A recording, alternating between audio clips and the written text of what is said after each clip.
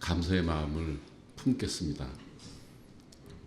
정말 많은 공부가 됐어요. 저는 저 스스로 뭐 만들어낸 어떤 생각들이었기 때문에 확신이 없을 것도 있었고 또 어떻게 풀어나가야 될지에 대한 막연함도 있었고, 근데 오늘 제가 이제 사실은 면구스러워서 이 자리에 없으려고 하다가 그래도 궁금해서 저 구석에 있었는데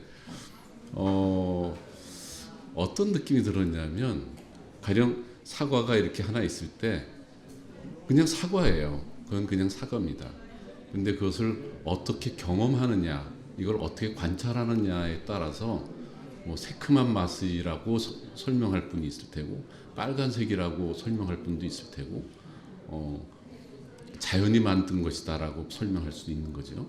그래서 정말 저렇게 다양한 해석과 분석, 그리고 그것을 통해서 우리가 정말 그냥 단순히 사과에 불과한 것인데도 불구하고 그것을 가치롭게 의미 있게 이렇게 만들어 주시는 그런 어떤 이론적인 그런 관찰자들, 이런 분들이 정말로 저에게는 소중하고 큰 힘이 된다. 그래서 제가 일생을 두고 그 고마움을 갖겠다라고 말씀을 드리는 겁니다. 또한 더불어서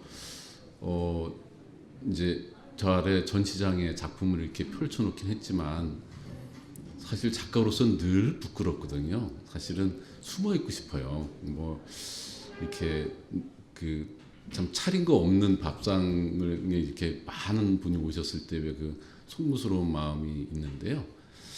이제 그래도 이렇게 가끔 보면 이렇게 맛있게 드시는 분들이 있어요. 그런 분들 보면서 위로를 삼죠. 그래도 차린 사람보다 맛을 보는 사람의 위력이 이렇게 크구나, 거기에 감사한 마음을 갖게 되고요. 좀 뻔한 얘기긴 하지만 작가로서 그런 시간들을 통해서 많이 성장하는 것 같고요. 또 그런 굳은 살도 배기고, 그래서 앞으로 제가 역상 조각에 대한 길을 어떻게 더 풀어나가고 더 엮어나갈지, 그런 것은 오늘 이 시간이 주는 의미가 굉장히 크다고 생각합니다. 그리고 이제 정말 기대가 되는 것은 오늘 발표해 주신 그 내용들을 좀 더 이제 완성을 시켜서 하나의 책으로 이렇게 묶어서 출판까지 이어가신다고 하니까 그건 또 저로서는 이상의 복이 있겠습니까? 그래서 여러 가지로 너무 감사하다는 말씀을 다시 한번 드리고요. 작가의 대화라고 지금 만들어 놓은 이유는 좀 진술해라 이런 얘기시잖아요.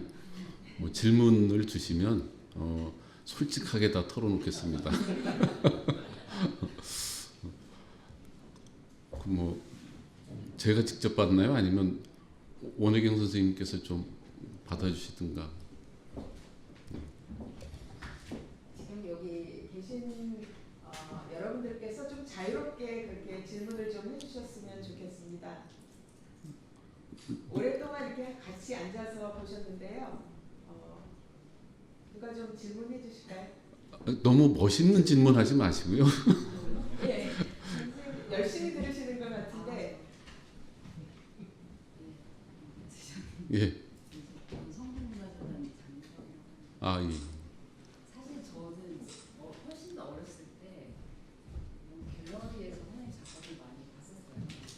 사실 제가 궁금하고 이런 것들을 오늘 선생님들이 말씀하신 거에서 다 풀렸는데 발표를 하신 분들도 사실은 말씀하셨지만 직접 작업을 보고 오늘 얘기를 들으면서 그동안 선생님 작업에 대해서 너무 이미지로 소비하지 않았나 생각이 좀 들어서 제 오늘 시간이 너무 귀하다는 생각이 들었거든요. 아까도 신당 선생님 얘기하셨지만 외롭지 않았을까? 좀 다시 한번 하면서 그런 이제 갤러리에서 약간 이미지로만 소비되는 약간 그런 것에 대해서 조금 억울하거나 그러진 않으셨을까라는 생각이 좀. 네, 억울한 것보다 오늘 마침 최태만 선생님이 와주셨는데 그 제 1회 2회 개인전 할 때 선문도 써주시고 그때 그 날카로운 눈으로 여러 가지 많은 어떤 그 가르침 주셨었어요. 근데 사실 그때 하신 말씀 중에 제가 지금도 품고 있는 게 있어요. 그 누가 그랬다는 건 지금 잊어버렸는데 보는 것이 곧 갖는 것이다. 이런 그 내용을 저한테 전해 주셨어요. 그거는 지금도 저에게는 늘 제가 지칠 때 그 문구를 생각해 봅니다. 그래서 정말 보는 것은 갖는 것에 해당된다. 우리가 실제로 어떤 물건을 갖는 것도 갖는다고 말하지만 이거는 언젠가 없어지잖아요. 그거에 거의 진배 없이 내가 무엇을 본다라는 것은 곧 그것은 내가 소유하는 것만큼 이상의 의미를 갖고 있다. 그렇게 생각을 하거든요. 그래서 사실은 그 본다라는 그 대상에 대한 일종의 애착이나 또 그리움이나 이런 것들을 늘 소중하게 생각할 필요가 있다고 느꼈어요. 그러니까 실제로 저는 물론 이상하게 어디에 무슨 근거가 없지만 어렸을 때부터 이렇게 사람을 관찰하고 사람이 어떻게 생기고 빛이 어떻게 오니까 뭐 어떻게 보이고 이런 것들에 대한 아주 익숙한 어떤 관찰 습관이 있었는데 그런 습관들이 물론 기반이 돼 있었으니까 가능했을 거라고 봐요. 만약에 내가 인체를 표현하고 싶은데 그것에 대한 데이터가 없으면 잘 표현하기 어려웠겠죠. 그래서 참 다행스럽게도 이상하게 무슨 연구인지 모르지만 그냥 사람을 보면 관찰을 했어요. 또 사람만은 아니죠. 뭐 앞마당에 있는 장독도 보고 장독에 반사되는 것도 보고 모든 것들을 앞산의 산의 색깔이 바뀌는 것도 관찰하고 모든 걸 관찰했는데 아마 제가 이 형상적이고 이미지적인 것을 그야말로 절대 놓지 않고 싶어하는 어떤 근거 속에는 관찰적 습관이 갖고 있는 그 소위 말해서 애착이나 그것을 통해서 얻고자 하는 욕구가 굉장히 강했다. 왜 누군가를 사랑을 하면 주변에서 말려도 더 사랑하잖아요. 그 비슷한 것 같아요. 저는 그 이미지들을 굉장히 사랑했다. 제가 관찰한 대상들에 대한 그 애정을 충분히 가졌었고 또 그런 부분들을 공유하고 싶어졌고 그것이 내 손에 의해서 내 눈앞에 구현되는 것을 바라보고 싶었고 이런 행위들이었던 것 같아요. 그래서 실제로 저는 사실 지금 좀 전까지 이 학교에서 이제 학생들하고 같이 현대미술을 같이 연구하는 그런 임무에 있었기 때문에 학생들하고는 계속 이 컨템포러리 아트에 대해서 지금 시대의 정신이 무엇이고 어떻게 가야 되고 이런 걸 논의합니다.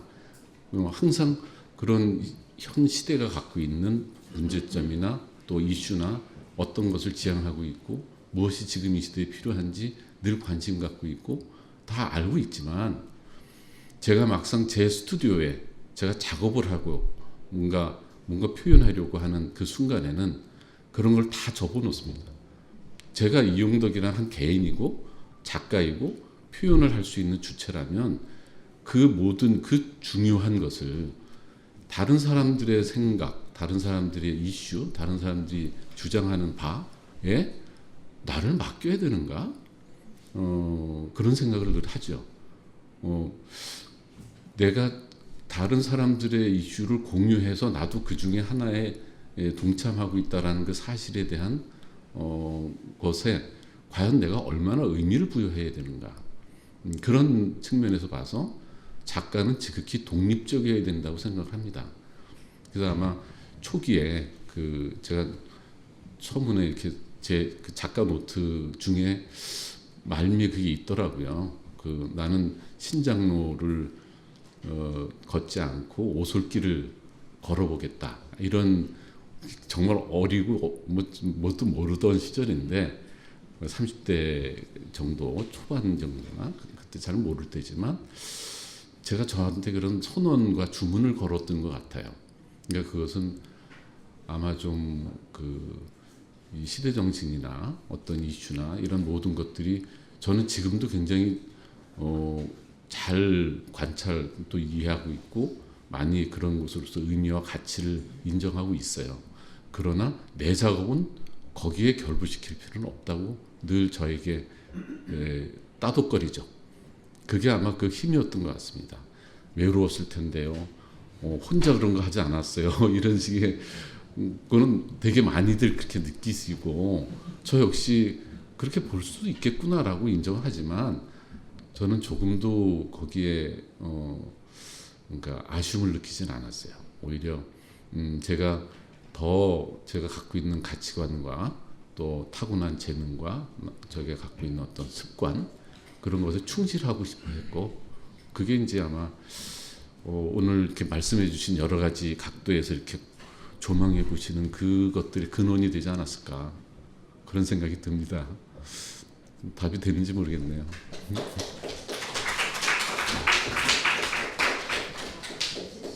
예. 그냥 엉뚱한 생각이긴 한데 만약에 이제 지금은 작가로 삶을 사셨잖아요. 네. 이 직업을 갖는 형태를 갖게 생각하는데 성형외과 의사가 돼서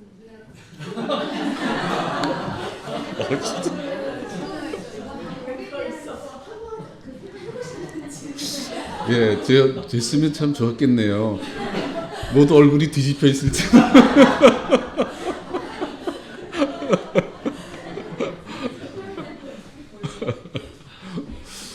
저는 사실 지금 질문 중에 되게 재밌는 부분이 좀 포착이 돼서 그걸 다 말씀드리려고 하는데 아마 그 성형외과는 단순히 이런 실력이 아니라 여러 가지 겹이 있을 거예요. 누군가의 얼굴을 혹은 뭘 고쳐야 된다는 측면에서는.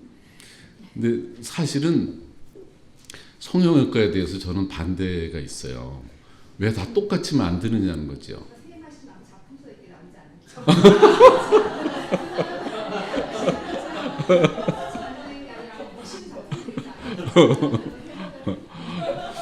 아니, 예, 그거는 동의합니다. 근데 이제 사실 성형외과에 대해서 하고 싶은 말은 왜 다 똑같이 만드느냐는 항변입니다. 예, 정말 농담처럼 하는 말이지만 강변에 가면 다 비슷하게 생기셨잖아요. 근데 그거는 미의식에 대한 것이 통일되어 있다는 뜻이거든요. 근데 과연 그렇습니까? 아름다움이라는 그 미라는 기준이 그렇게 통일될 수밖에 없나요? 저는 정말로 다양한 걸 많이 보거든요. 우리가 흔히 흑인들, 아프리카 사람들 이게 되게 경시하지만 또 그 사람들이 갖고 있는 그 미를 주목해 보면 정말 아름답거든요. 그것이 존중될 수 있으면 좋겠고 또 어쨌든 뻔한 얘기이기 때문에 우리가 너무나 그 생김이 갖고 있는 그 자체가 정말 음식으로 진짜 이렇게 맛을 보면 요런 맛이 있구나라는 게 있거든요. 근데 그거를 왜 전부 다 빨간 사과를 만들려고 그러는지 그거는 우리 문화의 퇴행적인 것이고 거기에 기여하고 있는 게 성형외과 의사들 아닐까 그런 생각합니다. 시간이 많이 흘러서 한 분 정도 더 질문 한번 받아보겠습니다. 열심히 듣고 계셨는데 박세훈 교수님 혹시 한번 저요? 예. 네, 안녕하세요. 예. 저는 사실 선생님 작품을 처음에 접한 게 공공 쪽이었던 것 같아요. 네. 그래서 선생님 작품을 앞을 지나갈 때마다 그런 생각을 했던 것 같아요. 그 실루엣 너머로 보이는 세상. 그래서 혹시 선생님이 의도 내지는 생각하시는 그 실루엣 너머의 세상은 어떤 세상이었으면 좋겠다는 어떤 바람을 가지고 혹시 작업을 하시지는 않으셨나? 저는 실루엣 감당하기도 어려워서 너머까지는 모르겠지만 예, 실루엣에 대한 의미 부여는 하고 있어요. 그러니까 뭐냐면 실루엣은 되게 소위 어떻게 보면 초라하잖아요. 그냥 실루엣일 뿐이니까요. 외곽선에 의존해서 그 속에 갇혀 있는 평면적인 그 초라하지만 그 초라함 속에 갖고 있는 풍부함이 느껴져요. 그건 뭐냐면 다 모였다라는 느낌이에요. 아까 설명도 해주셨지만 그 양의 세계와 음의 세계가 같이 모이다 보면 결국 실루엣이란 한 그 평면의 그 실루엣 모양 안에 다 모이는 것이고 결국은 그 안에는 제가 그 예전에 이제 동양화학에 대해서 배울 때 먹에 대한 얘기를 들은 바가 있는데요. 먹의 까만 색깔 이거를 그냥 색깔이 아니다라고 인정하는 사람도 있지만 사실은 먹의 그 검정색은 모든 색이다라고 말하시는 그 선생님 생각이 나요. 그 검정색은 모든 색이 다 들어왔을 때 그때 검정색이 비로소 된다라고 하거든요. 그러니까 실제 실루엣은 저는 의미 부여를 적어도 이 모든 세계를 포괄할 수 있는 어떤 이 집합 지점이다라고 저는 생각을 하고요. 무엇인가가 합해지면 늘어난다기보다는 가장 말하자면 가장 엑기스적으로 간다라고 생각돼요. 그래서 접점이라는 부분, 가령 이 두 손이 이렇게 마주치면 두 손이 있지만 마주치는 순간 누군가 이렇게 손을 잡을 때 그 접촉되는 그 촉각에 집중이 되잖아요.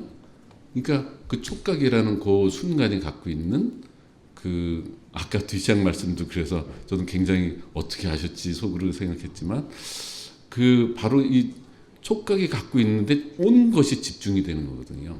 그거를 어떻게 무시합니까? 그러니까 제가 그 이후에 그런 경험을 가지고 손을 만드는데 손을 어떻게 모양으로만 생각합니까? 거기에 접촉했던 감각이 그 손 안에 있어야죠. 그러니까 그런 거를 놓치지 않고 싶어 하고 그런 걸 이제 작품 안에 표현하려고 하니까 작품이 굉장히 섬세해지고 뭔가 미래해지고 뭔가 너무 시각적인데 의존하는 것처럼 보이고 너무 막 욕심스럽게 묘사한 것처럼 보이고 이렇게 보이는 거예요. 근데 사실은 그것은 그 미래한 어떤 집합적인 어떤 순간 가장 함축되는 어떤 그 순간의 느낌에 좀 철저하게 매몰되고 싶어하는 제 이제 그 마인드가 있었던 게 아닐까 좀 그래서 그렇게 나오는 것 같아요. 그래서 실루엣 질문도 사실은 그런 측면에서 되게 모든 게 함축적이다라고 저는 믿고 있고 더욱 더 나가서 그것과의 접촉에서 느껴지는 그 어떤 감성적인 감각적인 그런 순간까지도 사실은 작품 안에 담기기를 기대하면서 늘 작업하고 있다. 이제 그 정도 말씀을 좀 드리고 싶네요.